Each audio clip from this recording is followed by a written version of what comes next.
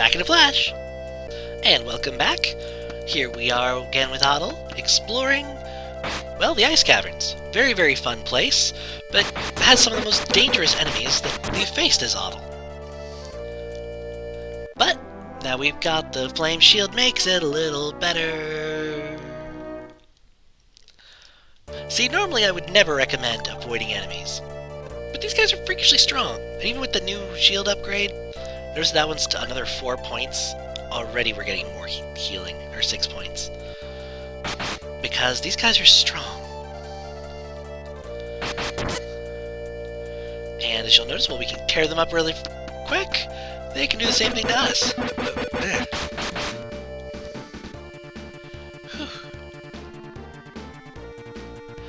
Very, very deadly bees. And you need to make sure to explore this place thoroughly. You'll miss the flame armor, and boy, you'd feel real dumb. In fact, I recommend most people, especially if you're not making a Let's Play, run through this place, grab up the flame equipment before doing anything else.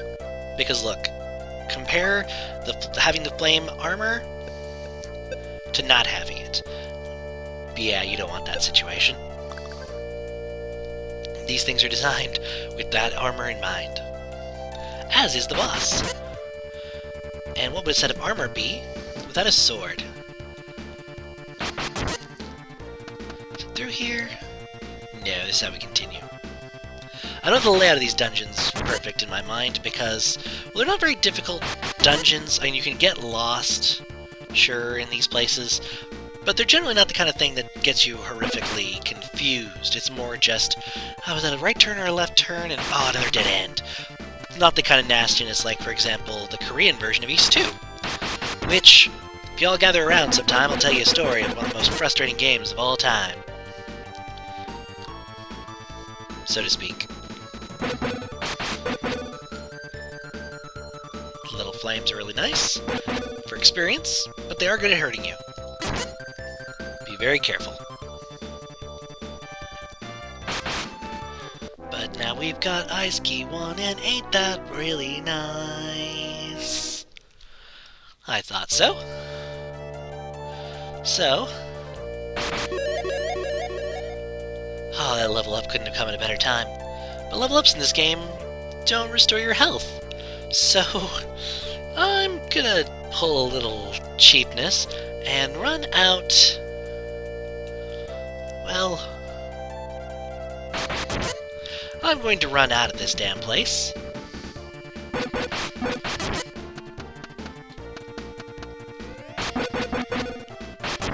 And meet up with you after I've gotten a chance to heal. See you then! So, hello again, everyone. You'll notice I'm not at full health, but at quite a bit higher health than I was before those bees swarmed me before. And that's because of the simple fact that, well, with the armor that you get in this place is much more survivable. So if you're having trouble with this place, my personal recommendation, run in, get all the loot you can, and then run out. Might sound a little bit cowardice, but it's not exactly a very well-balanced game, which I'll get to eventually. I was going to do reviews of Ys 1 and 2, sort of like I did my Demon's Crest review, but I think I'm going to hold back all of my Ys reviews for when I get to the end of the series. At least as it currently stands. So, we walk up to here, we can actually be healed in this room, which is kind of nice, I think. Speaking of kind of nice, if you got the Ice Key 1 earlier, as seen right there, you can walk up to this little hole in the wall, statues glow, it opens, and unlike Ys 1 and 2 complete, you lose the key. One of the very few Ys games that does that kind of a thing. At least of the versions that I've played. Usually they'll let you feel better as a completionist, they don't take away your item slots. Oh well, I'm a little bit less filled. But as I believe it was Gabe who told us, I feel sad when a bar is empty, but then I look at it and see that I can fill it up again. I believe that was when he was describing Blur, a racing game, which I've had no desire to play. But I'm horrible at racing games besides for Mario Kart. So these guys, you might notice I hadn't talked about them yet. That's because I hate them. Actually, it's because we'll be seeing nothing but them for this portion of the dungeon, so I have plenty of time. They move incredibly fast, and you got the Sapphire Jewel. It has no real huge point, if I recall correctly. It goes in the same slot as the topaz, in fact. Isn't that nice of it? So with that there, we'll just move right on. These guys, they move very similar to the flame enemies, how they moved prior. You just want to try and get them from the sides instead of from above or below, due to the extreme speeds at which they move. If one of them gets below you and one of them gets above you, you're pretty much screwed, so try not to let that happen. Trust me, it is very, very painful. Also, I recommend very strongly, always go through, save. When you're playing this game, I'm not doing this because I'm doing a Let's Play and I want this to come off stylish, but save a lot in this game. It's very easy for stuff that really shouldn't to get the drop on you and kill you miserably, and I'd hate for that to happen to you. Get 1,000 gold from that treasure chest, not bad, I'd have to say. And then, let's see, what do we get from this one? We have got the ice key too, I wonder what it's for. Maybe like opening up a door. Take a look here. Ice key 2 fills the spot right underneath the rodent medicine. Good old rodent medicine. So now we'll just continue right on to the last door in the section that's not... that obviously, therefore, has to lead us on to further into the dungeon. And requires the Ice Key 2. It's much of a surprise. I kinda hope not. But, that said, let's move on. We only have one section left, but it is very, very nasty. With a spot so narrow, it's very likely you'll get trapped between two. With that fanfare, we have the Flame Wind Sword. It's a very special sword, as not only does it have a very long name, not only does it give us 10 attack power, also lets us do this.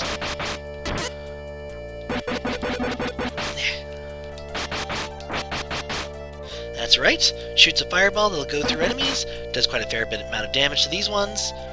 All around nice. Not super effective against this boss, surprisingly. I don't think it really cares about elements or anything like that. But all the same, not bad. But we'll want to save here, because, well, this guy's easier than the Minotaur, but that doesn't really say a whole lot, now does it? But let's move on to fight the Ice Golem, the second boss of Mask of the Sun. Has a pretty stellar introduction. Water slowly rises up over the scene, covers with ice blocks, then the ice blocks fly up to form our boss, who comes crashing down. Can't hurt him most of the time, when he's the purple color, but as soon as he turns blue, I just want to run through the sucker as quick as possible, as you won't take very much damage from him, but he takes a lot of damage from you just physically rushing into him. He has two attacks. That sort of attack, which is much more devastating, and one where he'll start forming ice crystals wherever you're standing, and they'll sort of follow you around. They'll mean that you can't go the same place twice, and that if you're far away from him, he can block you off from getting to him that rush.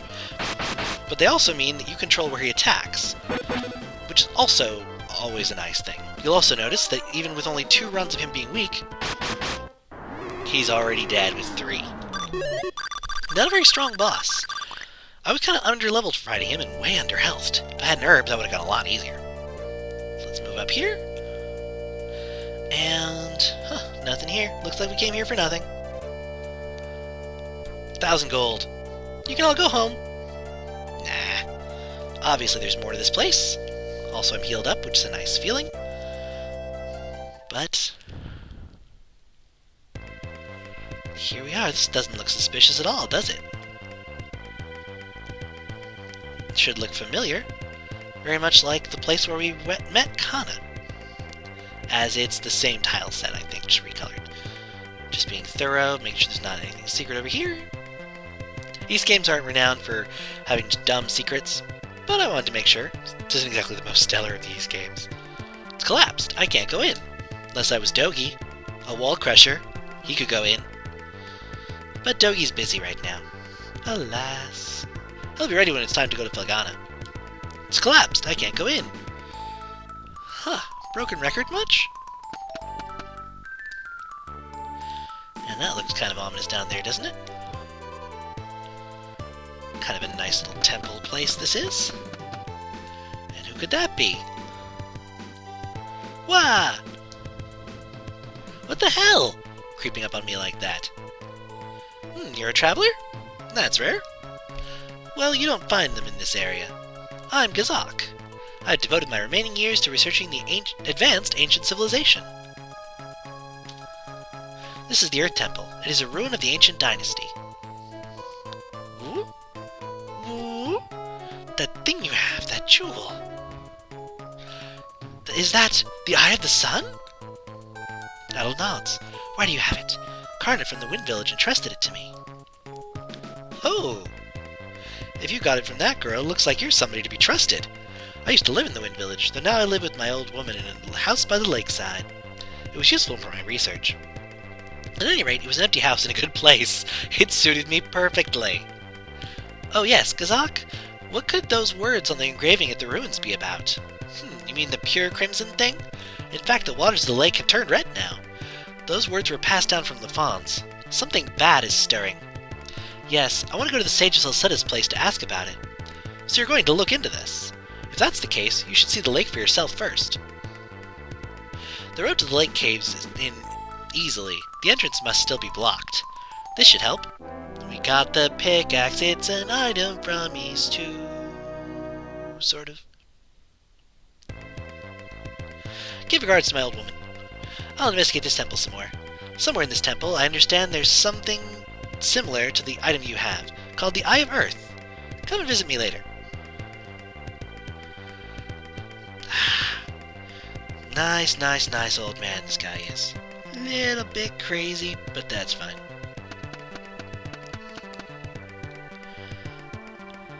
Alright. Let's see here. We'll just want to go over here to these rocks right, obviously here. Looks like it's useless here. I'll check elsewhere. Aww. That's fine. I really didn't want to go to the wrong place. Choose it here. That's supposed to be a pickaxe, apparently. And here's a little redux. We don't have to worry about fighting these guys right now, though. They're not even really all that strong. They are still nastily fast, like the bees were, but they aren't going to murder us like the other enemies did.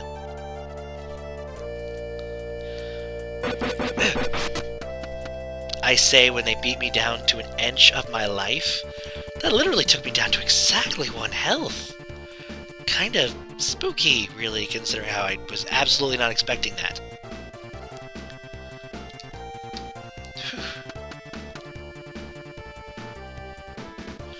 But we're already... Actually, let's double check something. My sword wasn't firing off its magic. I do have the Windfire sword equipped. Option, magic is X. Yeah, I must have just been impatient. Whoa! This sword really tears through him. We could level up there, but we're going to be coming back soon anyway, so... not a real point. But look! The lake is kind of gross, isn't it? That doesn't look right. But the music's nice. Which is good.